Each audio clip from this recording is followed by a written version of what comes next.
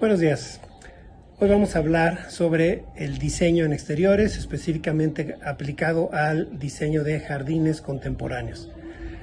La arquitectura actualmente es una de las artes que llevan la vanguardia, tanto en sus proyectos como en sus edificios construidos y, por supuesto, en la arquitectura del paisaje, que es parte de este movimiento. Una de sus características es el lenguaje que con gran cantidad de variables formales se utiliza, tanto a nivel de volúmenes como en composiciones en planta. En otras épocas, la idea de diseño podían durar cientos de años con muy pocas variantes. Ahora se modifican y conviven a nivel de décadas.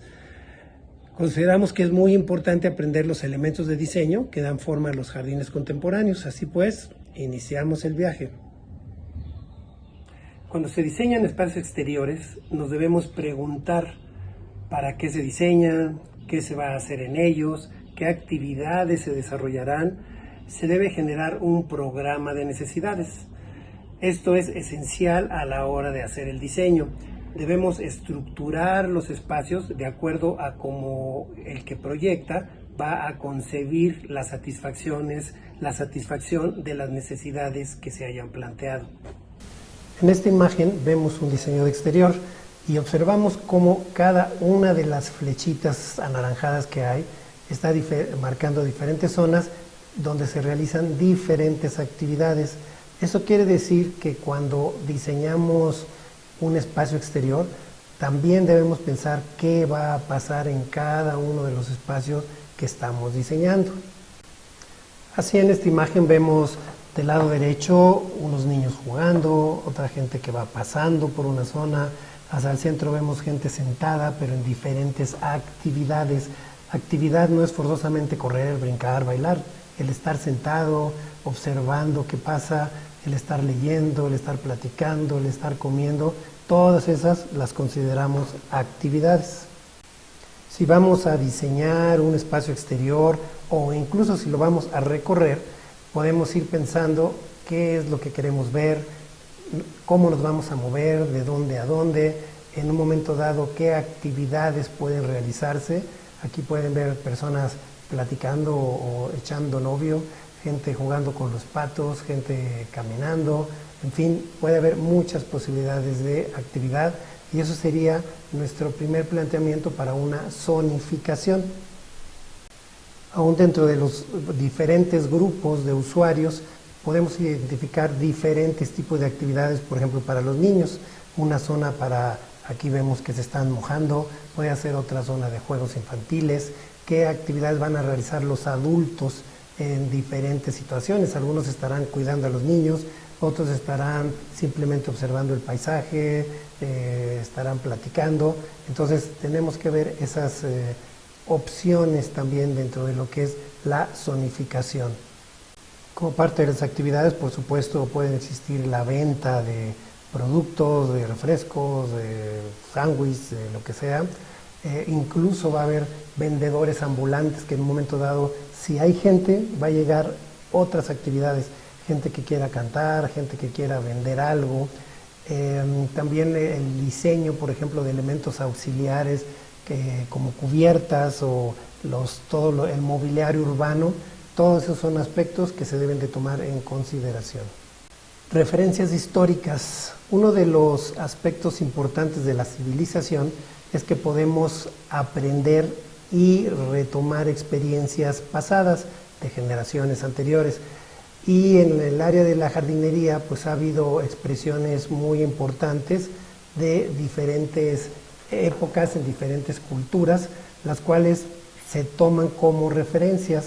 Así tenemos, por ejemplo, el jardín inglés, el jardín italiano, el jardín barroco, el jardín árabe, el jardín japonés. Todos ellos han influido de manera importante en el diseño dentro de lo que son los jardines contemporáneos. Obviamente siempre tenemos que darle el toque de la época. Estos jardines en su momento respondían a ciertas características, ciertas condicionantes de la sociedad. Entonces, si nada más los tomamos literalmente, pues Es una copia que le faltaría espíritu moderno. Sobre los conceptos formales, cada época maneja las formas básicas que son cuadrado, triángulo y círculo, con transformaciones y características propias, y ese uso de esas formas dura en ocasiones por siglos. Actualmente las variantes que usamos son múltiples y nunca se había usado la arquitectura con tantas variables de forma, con tantas transformaciones, tanto dimensionales, de sustracciones, adiciones, lo cual nos da una oportunidad de experimentar formalmente prácticamente lo que queramos. Actualmente utilizamos gran variedad de conceptos formales y transformaciones de los mismos. Por ejemplo, se usan formas regulares, como en esta composición que vemos un conjunto de rectángulos y cuadrados. También se usan formas irregulares, en apariencia en ocasiones, difícil de definir cuál es su origen geométrico básico. Observamos transformaciones dimensionales, por ejemplo en este caso, donde el círculo se lleva a formas elípticas y aparte se hacen composiciones con formas abiertas y asimétricas. Este sería otro ejemplo de estilización de formas circulares y con composiciones muy dinámicas. Vemos composiciones con formas abiertas donde en un principio a veces no sabemos de dónde viene la geometría, pero ya analizándolo podemos descubrirlo. Se usa gran variedad de esquemas compositivos usando círculos, triángulos, cuadrados, de maneras a veces irregular o a veces muy regular. Dentro de la gran variedad formal no podría faltar las formas que imitan a la naturaleza, que llamamos orgánicas, generalmente trazadas a base de círculos con composiciones irregulares, con ejes variados, en ocasiones múltiples, y que se ven muy dinámicas. La geometría. Es fundamental usar la geometría como lenguaje, tanto al diseñar edificios como los espacios exteriores, que es lo que conocemos como arquitectura del paisaje. A veces da la impresión de que solo se ponen árboles y vegetación de una forma aleatoria. Esto no genera arquitectura. No siempre entendemos la geometría de un proyecto, pero un buen diseño les aseguro que siempre la va a tener. Es lo que le da contenido a nuestros proyectos y en ninguna forma es limitativa, sobre todo en la actualidad que se manejan gran variedad de opciones de transformaciones y organizaciones de las formas.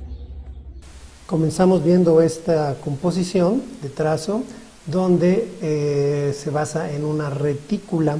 Esta retícula pues está una retícula regular que organiza una forma triangular recortada. Aquí vemos cómo los árboles ocupan los puntos de los nodos de la retícula y se ve una cuestión bastante organizada, muy sencilla. Otra composición a base de cuadrados, muy sencilla y muy agradable. Lo interesante, el contenido de una composición no depende del tipo de forma, sea cuadrado, triángulo, círculos o variantes, sino de cómo lo sepamos utilizar. Otra composición a base de cuadrados y rectángulos. Ahorita estamos hablando del trazo, que es decir, estamos centrándonos más en la planta arquitectónica. Esta composición en principio se ve muy elaborada y muy complicada, pero ya analizándola vemos que hay una retícula de cuadrados, rectángulos, que está marcada en rojo y que es la base de la composición. Se integran unas diagonales que aquí marcamos en amarillo, que obviamente nos genera formas triangulares, y luego ese conjunto de líneas curvas, largas, que nos marcan directrices a cierto aspecto. Entonces, aunque las composiciones sean muy complicadas, muy elaboradas, siempre hay que tratar de buscar la base geométrica sobre la que están realizadas. Generalmente la vamos a encontrar. Cambiamos a diseño con triángulos. Esta también se ve así como que muy elaborada y muy complicada. Sin embargo, observen, ya analizando el trazo con rojo nos muestra lo que es la retícula base. Si se fijan, de hecho es una retícula de triángulos regular En el otro sentido introdujeron una serie de líneas, bueno, podrían haber partido de una forma paralela regular, y son las que vamos a decir distorsionan y le dan un carácter muy irregular, pero siempre estamos partiendo de una forma regular, de una o de otra manera. Otro diseño sobre triángulos irregular, pero también observen del lado derecho, que está la imagen analizada, vemos cómo las líneas amarillas nos están marcando también una retícula triangular regular. Es un ejemplo semejante al anterior, aunque obviamente con un trazo diferente, y esta por la toma no podemos analizarlo tanto, pero hay una base de una retícula triangular y sobre esa se generan variantes que le dan esa irregularidad. Ahora pasamos a ver rectángulos. Aquí también esta imagen, sobre todo del lado derecho, se ve como que son hoyos, así como que aparentemente son líneas trazadas al azar, ¿no? Ahora vamos a ver su análisis. Como pueden ver, del lado izquierdo se percibe perfectamente con los trazos en rojo la retícula de rectángulos que da origen a todo el trazo. Conforme vamos avanzando hacia la derecha, en la parte superior vamos viendo las líneas en rojo y observen que sigue siendo una retícula de rectángulos. No es una retícula regular en cuanto a su apertura, pero es una retícula regular en cuanto a que son rectángulos. Y en determinados puntos, aparentemente arbitrarios, que pudiera ser, la arquitectura actual se da lujos como estos, empiezan a distorsionarse esas líneas paralelas y generan estas irregularidades que vemos. Entonces es una variante muy común en la arquitectura actual de generar irregularidades dentro de la regularidad. Pero no todo es irregularidad en la actualidad, también se aceptan formas regulares como esta retícula de rectángulos, donde hay un interesante juego rítmico generado por los cambios de materiales que nos trazan líneas. La actualidad admite tanto lenguajes muy irregulares como lenguajes regulares. Aquí vemos otro análisis de rectángulos. ¿Por qué digo rectángulos? Aparentemente se ve todo muy irregular, pero vamos a ver. Vean, aquí estoy mostrando los trazados obviamente líneas paralelas de rectángulos, que si se fijan son la base del diseño. En esta siguiente lámina observamos cómo esos rectángulos digamos que se transforman, se van, podríamos decir que como estirando o moviéndose de manera irregular dentro de la base rectangular, y entonces al final nos genera una composición muy irregular. Sin embargo, podemos decir que el partido original empieza con rectángulos. ¿Les gustan los círculos? Pues por supuesto que también se usan mucho en la actualidad, tanto en formas regulares como esta composición de círculos concéntricos con líneas triangulares que se insertan, o también tenemos composiciones como estas con de formas irregulares sobre un eje lineal que une los centros de cada uno de los círculos, y por supuesto también en su expresión de formas orgánicas como esta que vemos aquí en la imagen. Entonces, como han visto, todas las formas básicas se usan estilizándolas y alterándolas de una o de otra forma.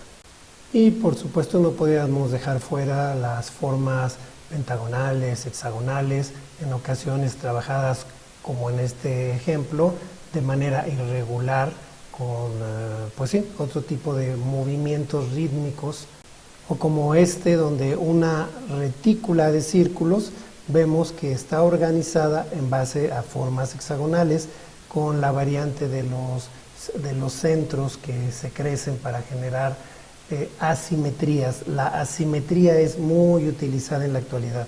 Yo diría que es básica en la actualidad, mucho más que las simetrías. Para terminar esta parte del análisis, vamos a regresar con cuadrados. Los cuadrados, algunas personas dicen que son muy rígidos, pero en realidad eso no es cierto. Lo rígido está en la manera como los usamos. Si hacemos composiciones adecuadas, el cuadrado puede ser tan dinámico como cualquier otra forma. En algún análisis vamos a ver qué expresa cada una de las formas, pero los cuadrados por supuesto que no los podemos menospreciar. Y pues sí, hay algunas formas que no es fácil identificar cuál es su base geométrica sobre la que fueron trazados, pero eso no significa que no exista. Yo podría decir que en general, si es un buen proyecto, debe existir una base geométrica. Lo que tenemos que hacer es aprender a ver esa base geométrica. Nosotros como arquitectos que deseamos poderla reproducir para generar los efectos que vemos en diseños tan interesantes como estos que hemos analizado. Bien, pues con este tema vamos a concluir esta primera parte.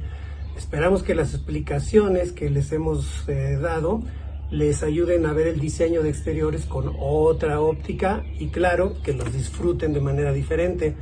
Aún faltan elementos que llamamos técnicos de diseño que vamos a abordar en una segunda y probablemente una tercera parte, como el espacio arquitectónico, un tema fundamental, la armonía, jerarquía, ritmos y otros aspectos. Aprovecho también para comentarles que hicimos un libro que se llama Jugando Geometría, Diseño Arquitectónico. En este libro pues abordamos estos y otros temas, así pretendemos que sea un libro que abarque muchos aspectos de diseño. En cuanto lo podamos editar, se los vamos a comentar y esperamos que les sea de utilidad. Entonces nos vemos en el próximo.